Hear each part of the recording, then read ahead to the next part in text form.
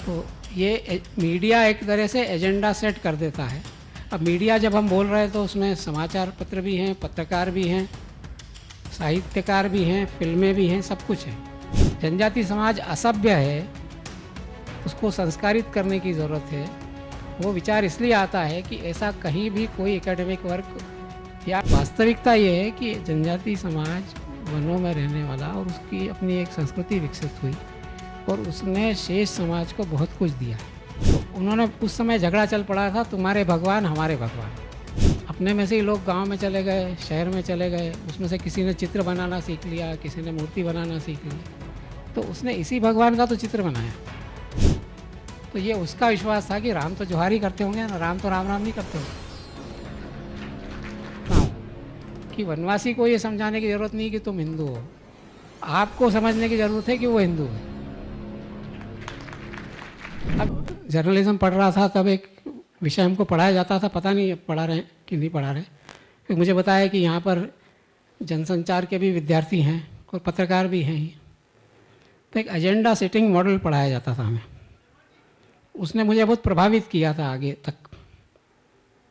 और वो agenda setting model ये था कि जो मीडिया है कुल मिलाकर, वो जो टोटल रियलिटी है, जो संपूर्ण सत्य है, उसका एक बहुत छोटा सा हिस्सा समाज के सामने लाता है, उसी को आगे लाता है। और जो श्रोता है उसका, वो उसी को ही संपूर्ण सत्य मानता है। तो ये मीडिया एक तरह से एजेंडा सेट कर देता है। अब मीडिया जब हम बोल रहे हैं तो उसमें समाचार पत्र भी हैं, पत्रकार भी हैं, साहित्यकार भी हैं, फिल्में भी हैं, सब कुछ है। और ये मैं लगातार, चूँकि मास कम्युनिकेशन के बारे में मुझे बहुत रुचि थी, इसीलिए मैंने 1 साल का वो जर्नलिज्म का कोर्स भी किया। तो उसमें से ध्यान आया कि ये कितना ज़्यादा हो रहा है, ख़ास तौर से हमारे देश में।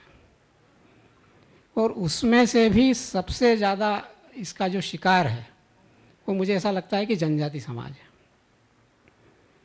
उसके बारे में तो एक प्रकार का इस तरह से नैरेटिव बन गया है कि जो छोटा सा हिस्सा हम बोल रहे हैं वो भी जनजाति समाज के बारे में है ही नहीं, वो कोई बाहर से लाया हुआ हिस्सा ही दिखाया जा रहा है, अभी तक दिखाया जा रहा है। और उसी को ही पूरा समाज संपूर्ण सत्य मान रहा है। देश की नीतियाँ उसके हिसाब से बन रही है, देश का इंटेलेक्चुअल उसके हिसाब से सोच रहा है, उसके हिसाब से फिल्में बन रही हैं, सभी कुछ वैसा ही हो रहा है, जबकि वास्तविकता बहुत अलग है। और इसका एहसास मैं जब कॉलेज में पढ़ता था तब से आया। कॉलेज में जब मैं था तब मैं गांव में रहता था, उधर भी आता था, और जो नगर के हमारे सहपाठी हैं वो जो सोचते थे कि आदिवासी ऐसे होते हैं, ट्राइबल ऐसे होते हैं, और जो गांव में जाने से समझ में आता था कि ऐसे तो कहीं होते ही नहीं है। तो ये मन में प्रश्न आता था कि ऐसा ये क्यों है।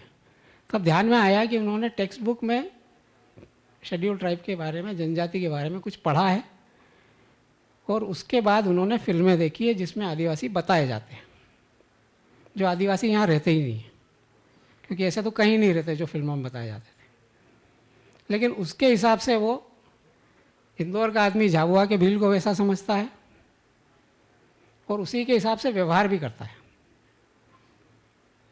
फिर मेरे ध्यान में आया कि ये ऐसा क्यों हुआ। तो तब ध्यान में आता था कि टेक्स्ट बुक में जो लिखा है वो जो अंग्रेज़ों ने लिखा है उसके हिसाब से आ गया, और बॉलीवुड की फिल्मों में जो आ रहा है वो सामान्यतः हॉलीवुड की नकल बनती है।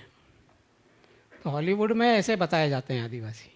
हॉलीवुड ने आदिवासियों को हेड हंटर्स, अर्ध विकसित, आदि मानव, ये पोर्ट्रे किया लगातार, और वही का वही हमने हिंदी फिल्मों में लिया और वही देख के हम आदिवासी समझते हैं आज भी। इसलिए उनको ये भी ध्यान में नहीं आता कि आदिवासी क्या है, जनजाति क्या है, ये भी ध्यान में नहीं आता। लेकिन वो ऐसा मानते हैं कि वो कुछ अलग स्पीसी है, अलग लोग हैं, अलग हैं, अभी बहुत सारे विकसित भी नहीं है। ये धारणा लगभग अगर मैं कहूँ तो आज नगर में रहने वाले अधिकांश लोगों की बनी हुई है आज भी। और फिर ये ध्यान में आया कि हॉलीवुड में भी ऐसा क्यों हुआ। तो ये जो एंग्लो सेक्सन रेस गई, अमेरिका गई, न्यूजीलैंड गई, ऑस्ट्रेलिया गई, और उसका इतिहास हम में से अधिकांश लोगों ने पढ़ा भी होगा कि उन्होंने उस पर कब्जा करने के लिए एक नैरेटिव बनाया था कि ये आदि मानव है, ये अभी पूरी तरह से मानव बने नहीं हैं। यहाँ तक कि शुरुआत के दिनों में उनके शिकार भी उन्होंने किया, उसकी अनुमति थी शिकार करने की, और ये खतरनाक हैं इसलिए इनको मारना चाहिए, इनको कंट्रोल करना चाहिए, ऐसा करके इमेज बनाना चाहते थे, क्योंकि वो अपने समाज में अपनी नैतिक मापदंड सिद्ध करने ही पड़ते हैं कि हम अत्याचार कर रहे हैं तो कुछ कारण चाहिए। उसके लिए उन्होंने वैसे नैरेटिव बनाए थे, वैसी फिल्में बनाई थी जो दुनिया भर में चली। हमारे देश में तो इसलिए चली कि अंग्रेज आ ही गए तो सभी कुछ उनके जैसा हम करने लगे। तो ये जनजाति समाज अभी तक भुगत रहा है इसको मैं कहता हूँ इमेज वर्सेस रियलिटी, कि जनजाति समाज की इमेज कुछ बनी हुई है और रियलिटी कुछ और है, और इसका बहुत लोग फ़ायदा उठा रहे हैं। जो देश को तोड़ना चाहते हैं वो भी उठा रहे हैं, और दुर्भाग्य की बात है कि जो वो तोड़ने की साजिश से लड़ रहे हैं उनको भी रियलिटी नहीं पता है, इस कारण से वो रिएक्शनरी लड़ाई कर रहे हैं। तो इसलिए इसमें बहुत ज़्यादा अनुसंधान की, बहुत ज़्यादा प्रकाशन की, साहित्य लेखन की, ये लिखने की आवश्यकता मुझे लगती है। इसलिए भी ये कार्यक्रम मुझे बहुत महत्वपूर्ण लगता है। अब जैसा मैंने बताया कि इमेज वर्सेस रियलिटी, उसमें क्या क्या परिणाम होते हैं। जैसे अंग्रेज़ों ने हमको बता दिया, क्योंकि उनको वहाँ धर्मांतरण करना था, तो उन्होंने कहा इनका कोई धर्म नहीं है, स्पिरिचुअलिटी है ही नहीं इनकी, ये अंधविश्वासी लोग हैं और इनको धर्म देना हमारा काम है। इसलिए उन्होंने सिद्ध किया कि स्पिरिचुअलिटी जनजाति समाज में उनके हिसाब से ट्राइब्स में होती ही नहीं है, और उसी का आधार आज तक हमारे पास भी चला आ रहा है, वही हम भी सोचते हैं। और मैं इसलिए कहता हूँ ऐसे ही सोचते हैं क्योंकि जो साहित्य मैं पढ़ता हूँ जनजाति समाज के बारे में, या जो रिसर्च देखता हूँ, उसमें अभी जनजाति समाज की आध्यात्म पर कोई भी काम नहीं कर रहा, अभी तक कोई काम नहीं हुआ। जनजाति समाज असभ्य है, उसको संस्कारित करने की ज़रूरत है। वो विचार इसलिए आता है कि ऐसा कहीं भी कोई एकेडमिक वर्क या कोई ऐसा साहित्य लिखा हुआ नहीं है जो वहाँ के जीवन मूल्यों के बारे में ठीक प्रकार से लोगों तक बात पहुँचा सके। वो सामाजिक जीवन कैसा है, सामाजिक मूल्य कैसे हैं, परस्पर व्यवहार कैसा है, वो कम्युनिटी इतने हज़ारों वर्षों से एक साथ कैसे रह रही है, इसके बारे में कोई सोशल रिसर्च नहीं है। जनजाति समाज के बारे में जो रिसर्च है अभी, वो एंथ्रोपोलॉजी स्टडीज़ के मेथड से किए गए अध्ययन हैं जो अंग्रेज़ों ने किए थे। ये ऐसा दिखते हैं, ये ऐसे कपड़े पहनते हैं, ये ऐसा नाचते हैं, ऐसे तीज त्यौहार मनाते हैं, लेकिन तीज त्यौहार क्यों मनाते हैं ये कहीं नहीं लिखा। ऐसे कपड़े क्यों पहनते हैं इसके बारे में कुछ नहीं लिखा। ऐसा क्यों खाते हैं इसके बारे में नहीं लिखा। तो जैसे जानवरों के बारे में लिखा जाता है वैसा ही लगभग आज भी अगर हम जाते हैं, बड़ा दुख होता है जब हम ट्राइबल म्यूज़ियम में जाते हैं तो वो लगभग एंथ्रोपोलॉजी स्टडीज़ के आधार पे किया हुआ पोर्ट्रे है वो। तो अब चूँकि अब अच्छा मानने लग गए तो हम ये बोलने लगे कि अरे वाह देखो कितनी एनर्जी है उनमें, कितना डांस करते हैं। तो जब हम अप्रिशिएट कर रहे हैं वो भी इतना ही कर पा रहे हैं अभी।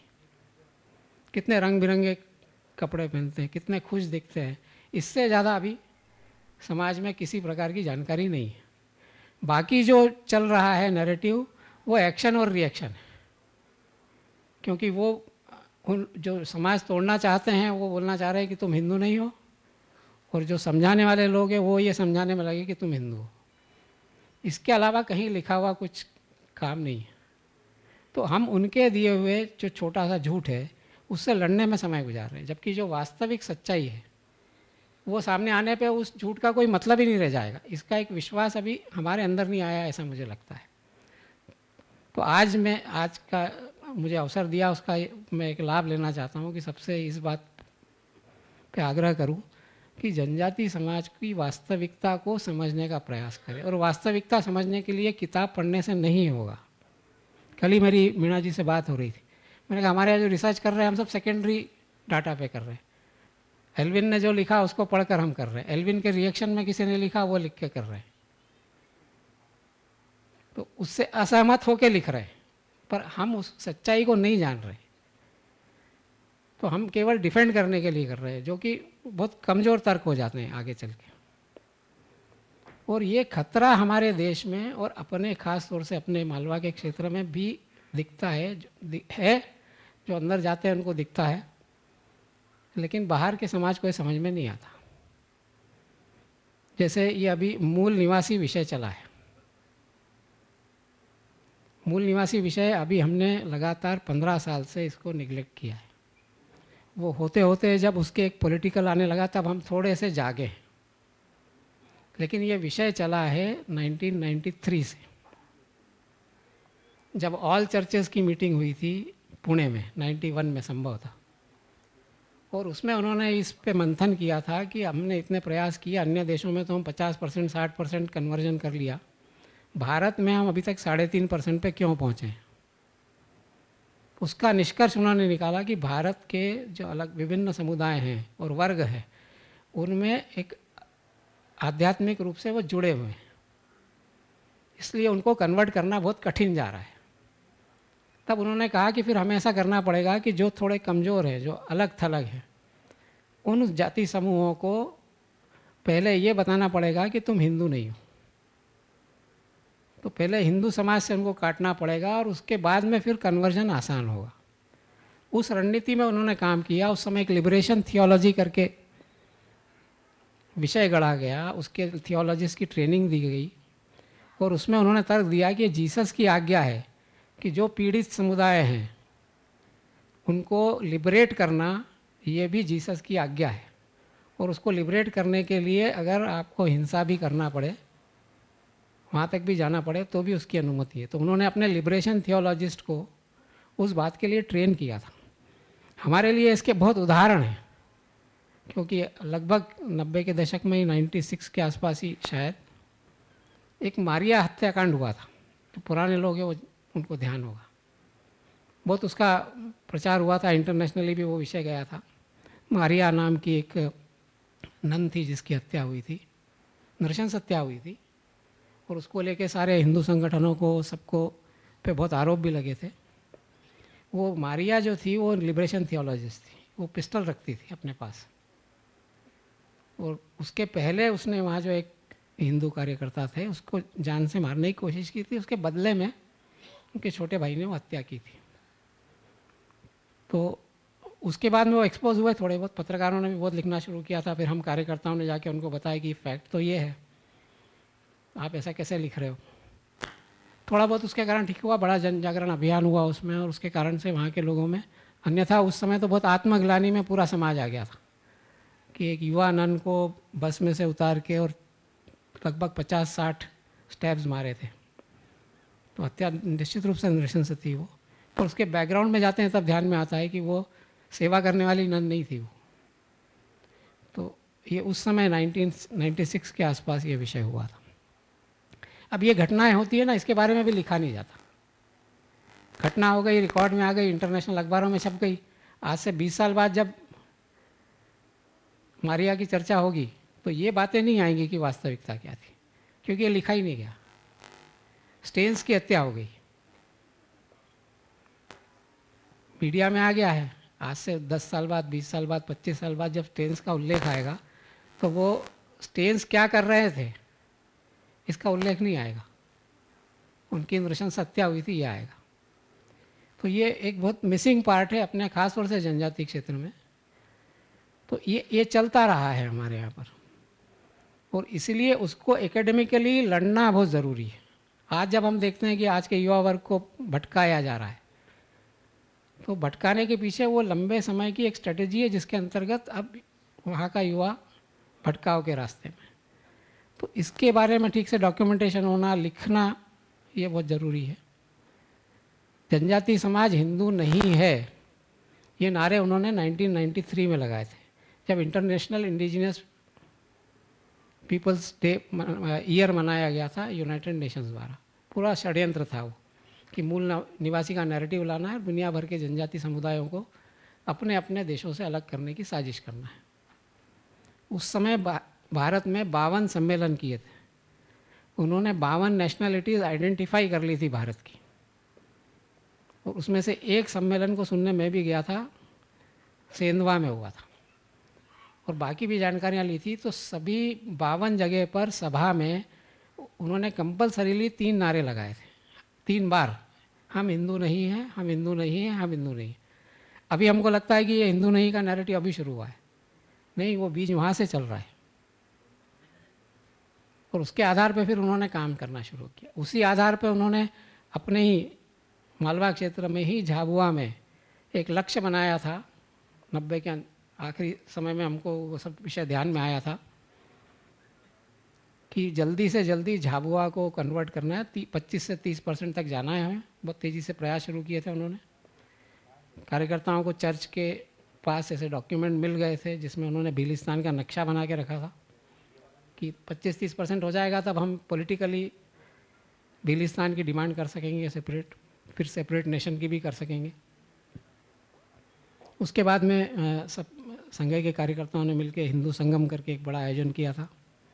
प्रत्येक परिवार में चले गए थे, धार और झाबुआ के लगभग 3 लाख परिवारों में हनुमान जी के चित्र लगे थे।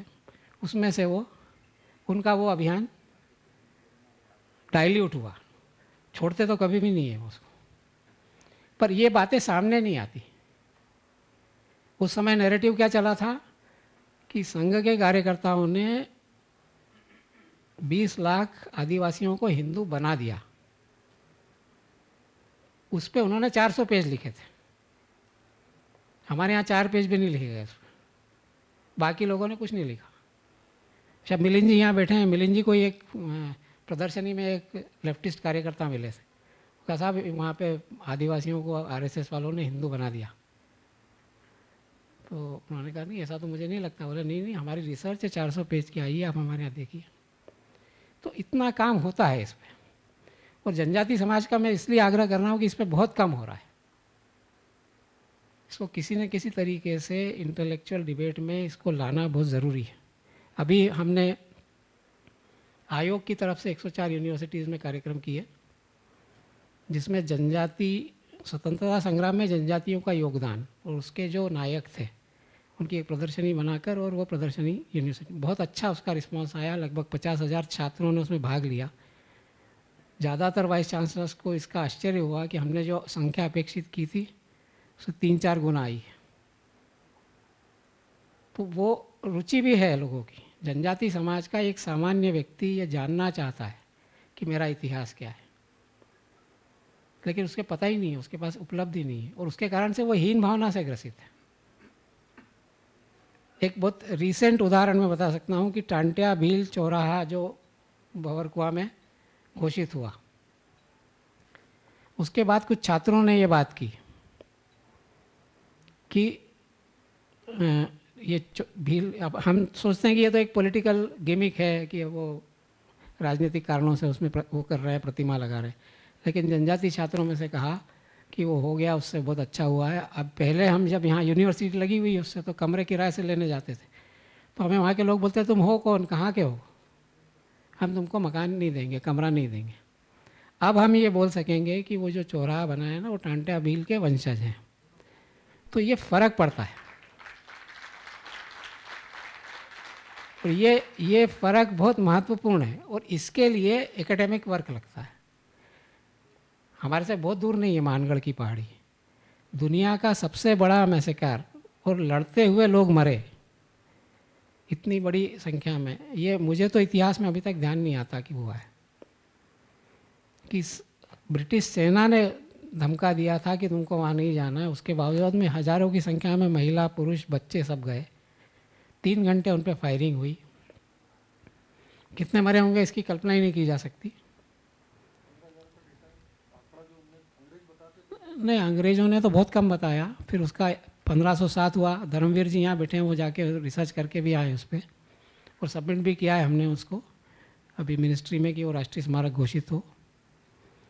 तो 15,000 तो मरे होंगे, क्योंकि कुल मिला के 4.25 लाख एम्यूनेशन गया है, लेके गए थे, सैंक्शन आर्काइव्स में अवेलेबल है।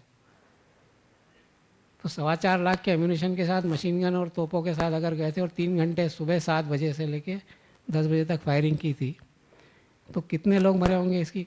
और जंगल में हुआ था, किसने देखा उसको, और वो क्यों बताएंगे कि हमने कितने लोग मारे थे? पर वो भी लोग नहीं जानते। अपने यहाँ पर जो अलग अलग नायक हुए हैं उनके बारे में नहीं पता है। वास्तव में देखा जाए तो इतिहास संकलन समिति करके एक शुरुआत हुआ था प्रकल्प, और उसका कंसेप्ट ये था कि स्थानीय इतिहास का डॉक्यूमेंटेशन, लेकिन दुर्भाग्य से उसके लिए हमें कार्यकर्ता नहीं मिले। अभी भी जिले का इतिहास ठीक ठाक से संकलित नहीं है, वो बहुत ज़्यादा ज़रूरी है, ख़ासतौर से जनजाति जिलों का, क्योंकि वो कहीं भी डॉक्यूमेंटेड नहीं है, जबकि अभी स्मृति में है वो लोगों के। मानगढ़ में मारे गए लोगों के दूसरी तीसरी पीढ़ी अभी जीवित है, जो कि बता सकती है कि हमारे दादाजी थे। वो बता सकते हैं उसके बारे में कि क्या क्या हुआ था, क्योंकि उन्होंने अपने दादाजी से सुना हुआ है। पर अभी वो हम खोते जा रहे हैं वो बात, और ये जो नया साहित्य आता जा रहा है उससे हमारी नई पीढ़ी कंफ्यूज होती जा रही है, और उसके कारण कॉन्फ्लिक्ट भी हो रहा है। तो ये हिस्सा तो केवल इतना ही हुआ। दूसरा हिस्सा जो है जनजाति समाज के बारे में, जिसके बारे में करने की आवश्यकता, हमने कुछ विषय निकाले हैं: अस्मिता, अस्तित्व और विकास। तो किसी भी समाज के बारे में जानना समझना है तो तीनों चीज़ों को समझने की ज़रूरत है। जब हम अस्मिता बोलते हैं तो उसका अध्यात्म, उसकी का इतिहास और उसकी सामाजिक जीवन दर्शन, इसमें से कुछ भी अभी उपलब्ध नहीं है ठीक से। इन सब पे बहुत काम करने की ज़रूरत है, बहुत सारा लिखने की ज़रूरत है, और ख़ास तौर से युवाओं ने और जनजाति युवाओं को इस बात के लिए प्रेरित करने की आवश्यकता है कि वो इसको कैसे आगे बढ़ा सकते हैं। रुचि लें, कुछ ना कुछ अपने पूर्वजों से, अपने पुराने लोगों से पूछेंगे तो उनको मिलेगा, क्योंकि ये सारा संकलन अनुभूति जन्य होगा। अंग्रेज लिख के गए वो पढ़ के नहीं होगा। जो स्मृति में है, कम्युनिटी मेमोरी में है, उसी को ही डॉक्यूमेंट करना पड़ेगा, तभी वो बच पाएगा, नहीं तो थोड़े समय बाद वो लगभग नष्ट हो जाएगा। इसलिए जब मैं साहित्य की बात करता हूँ तो उसमें सब शामिल है, सिनेमा भी शामिल है, उसमें रिसर्च भी शामिल है, डॉक्यूमेंटेशन भी शामिल है, लेख और समाचार जो छपते हैं वो भी शामिल है। हमारे पास में ही जो भगोरिया उत्सव मनता है उसके बारे में टोटल गलत नैरेटिव आज तक छपता रहा है।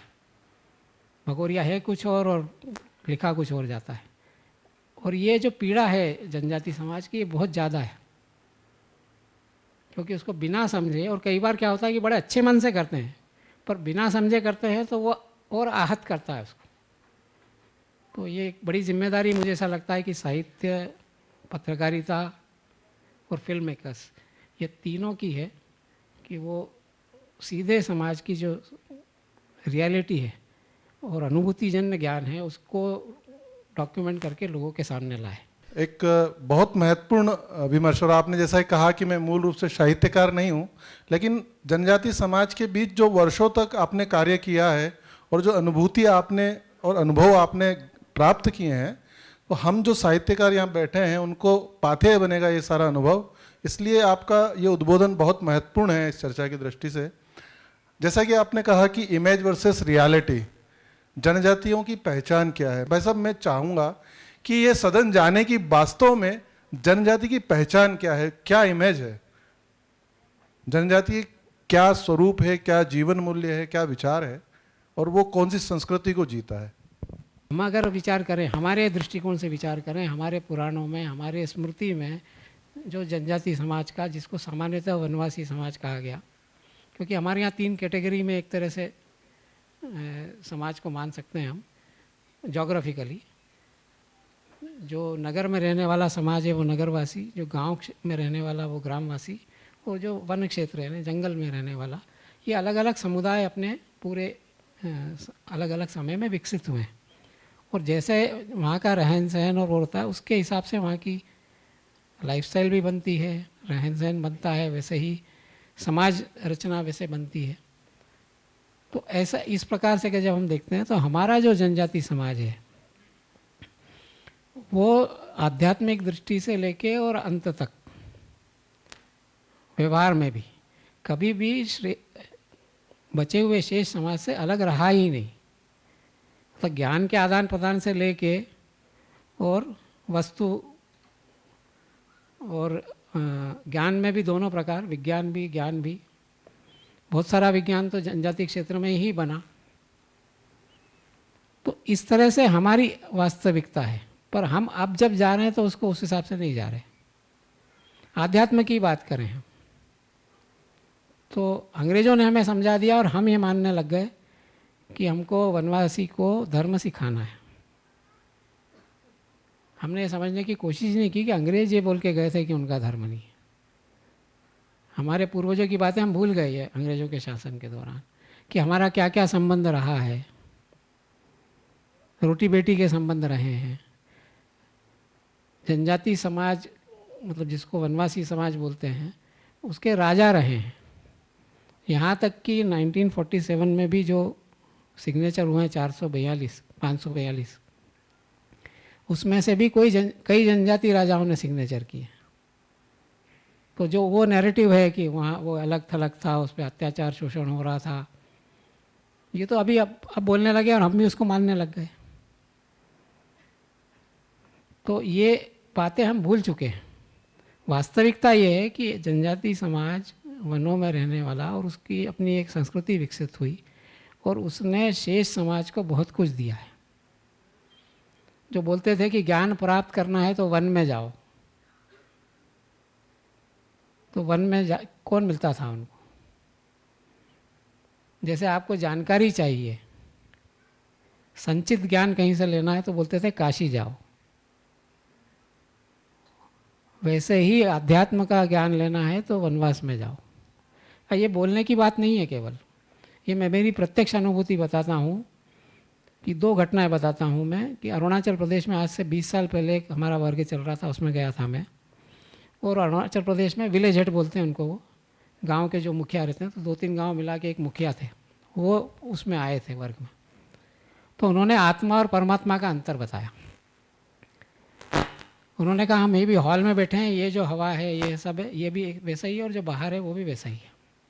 बस अंतर इतना है कि अपन हॉल में बैठे हैं तो इसको हॉल बोल रहे हैं और उसको हम बाहर बोल रहे हैं। ऐसे ही आत्मा और परमात्मा है। जब तक वो शरीर में है तब तक आत्मा है, और शरीर से बाहर जाएगी तो परमात्मा है। इतना सरल व्याख्या मैंने और कभी किसी से सुनी नहीं थी। ऐसे ही झारखंड में एक पुराने बुजुर्ग के यहाँ गया था, गांव में गया था, बुजुर्ग थे वो, गांव में ही रहे अपने पूरे जीवन। तो उन्होंने उस समय झगड़ा चल पड़ा था, तुम्हारे भगवान हमारे भगवान। तो उन्होंने कहा अरे भाई हम सब लोग पहले जंगल में रहते थे, अपने भगवान थे, अपन पूजा करते थे। अपने में से ही लोग गांव में चले गए, शहर में चले गए, उसमें से किसी ने चित्र बनाना सीख लिया, किसी ने मूर्ति बनाना सीख ली, तो उसने इसी भगवान का तो चित्र बनाया और इसी भगवान की तो मूर्ति बनाई। तो झगड़ा काहे का है भगवान का? इतनी सरलता से उन्होंने उस बात को सामने कह दिया। इन दोनों ने कोई पुराण नहीं पढ़े, इन दोनों ने कोई प्रवचन नहीं सुने, तो ये ज्ञान कहाँ से है? वो पढ़े लिखे नहीं थे, वो उन्होंने वेद भी नहीं पढ़े, फिर ये ज्ञान कहाँ से? और इतनी सरलता से कैसे बता पा रहे हैं? एक और इंटरेस्टिंग बात हुई थी उनसे कि जब वो बोले कि अपन सब मिलते हैं तो आपस में जोहार करते हैं, ये उनका विश्वास था क्योंकि वहीं रहते थे, तो जोहार करते हैं अपन सब लोग मिलकर। मैंने उनको कहा ऐसा ही मजाक में, मैंने कहा नहीं हमारी तरफ तो हम राम राम करते हैं। तो उन्होंने कहा नहीं आप जोहार भी किया करो। मैंने कहा हम क्यों करें जोहार? तो उन्होंने बड़े मासूमियत से बोला, बोले आप ये सोचो कि राम क्या करते थे। तो ये उसका विश्वास था कि राम तो जोहार ही करते होंगे ना, राम तो राम राम नहीं करते होंगे। तो ये इतनी सरल बात है, वो सरल बात वो वनवासी समाज जानता है। इसलिए मैं कई बार ऐसा कहता हूँ कि वनवासी को ये समझाने की ज़रूरत नहीं कि तुम हिंदू हो, आपको समझने की ज़रूरत है कि वो हिंदू है। अब ये कैसे समझाएं हम बाकी लोगों को, इस पर काम करने की ज़रूरत है। ये चुनौती ही नहीं है कि वनवासी को समझाना है। ये जो एक्टिविस्ट लोग दिख रहे हैं ना, ये एक्टिविस्ट बहुत थोड़ा सा हिस्सा है उस पूरे समाज का, और उनकी बात उनका समाज नहीं मानता है। अभी हमने मानगढ़ में घर घर जाके प्रयोग करके देख लिया, 1 लाख परिवारों में गए हम, मानगढ़ के आसपास के गांव में। बीटीपी और जयस तो नहीं था वहाँ, आप थी। तो इनके कार्यकर्ताओं ने विरोध किया था शुरुआत में, लेकिन अपने भील समाज के लोग गए थे, झाबुआ के लड़के लड़कियाँ ही थे, तो गांव वालों ने उनको प्रोटेक्ट किया। यहाँ तक कि राजस्थान में उनको थाने में बिठा लिया तो गांव पहुँच गया कि इतने अच्छे बच्चे आए हैं, ये अच्छी बात कर रहे हैं मानगढ़ की और हमारे समाज की, तुम इनको थाने में क्यों बिठा रहे हो? तो समाज उनकी नहीं सुन रहा है। हम उससे घबरा के उससे लड़ने की कोशिश कर रहे हैं। बेहतर होगा कि हम जनजाति समाज के आध्यात्म को समझ लें और तब ध्यान में आ जाएगा कि उसमें कोई अंतर ही नहीं है, उसको सिखाने की ज़रूरत नहीं है, वो ज़्यादा बेहतर तरीके से समझता है। ये 2 उदाहरण मैंने बताए, उससे हम लोग इस बात को समझ सकते हैं और उसको कोई डाउट ही नहीं है। हाँ, वो हिंदू शब्द उसने नहीं सुना होगा, नॉर्थ ईस्ट में उसने हिंदू शब्द नहीं सुना है, लेकिन वो जी रहा है। जब उससे आप बात करोगे, उसको समझोगे और बोलोगे हाँ हम भी ऐसा करते हैं, तो बोलेंगे हम एक ही है, बस इतना ही अंतर है। शायद हिंदू नाम से नहीं जानेगा वो, उतना ही अंतर है। तो ये करने की आवश्यकता है। ये है इमेज और रियलिटी का अंतर। और आगे तो विकास के क्षेत्र में, अधिकारों के क्षेत्र में जो लड़ाई चल रही है आरक्षण को लेके और पैसा को लेके, वनों पे अधिकार को लेके, पूरे सिस्टम से जो लड़ाई चल रही है, उसका कारण यह है कि जनजाति समाज के बारे में रियलिटी को हम जानते ही नहीं है। जनजाति समाज जंगल में रहा है, जंगल का संरक्षण किया है और जंगल से ही उसकी आजीविका चली है पूरे समाज की। अंग्रेजों ने छीन लिया था, उसके कारण वो संकट में है। वो अधिकार उसको वापस मिलना चाहिए। सबसे अच्छा संरक्षण वही कर सकता है। ये एकदम सरल सी बात है, पर हमको अंग्रेज बता के गए कि ट्राइब जो है वो जंगल के लिए खतरा है। इसलिए हमारे मन में डाउट्स आ रहे हैं, हमारे मन में शंका आ रही है। बहुत सरल सरल बातें हैं, केवल उसका तरीका जो है वो ये है कि अनुभूतिजन्य अध्ययन करना पड़ेगा। बुद्धि प्रामाण्य की बजाय अनुभूति प्रामाण्य। हिंदुताई ने अभी एक जगह कहा था कि हमारी ज्ञान परंपरा में बुद्धि प्रामाण्य से ज़्यादा महत्व अनुभूति प्रामाण्य का है। तो अनुभूति प्रामाण्य के आधार पर अगर हम डॉक्यूमेंटेशन करेंगे तो सही रियलिटी जनजाति समाज की हमको ध्यान आ सकती है।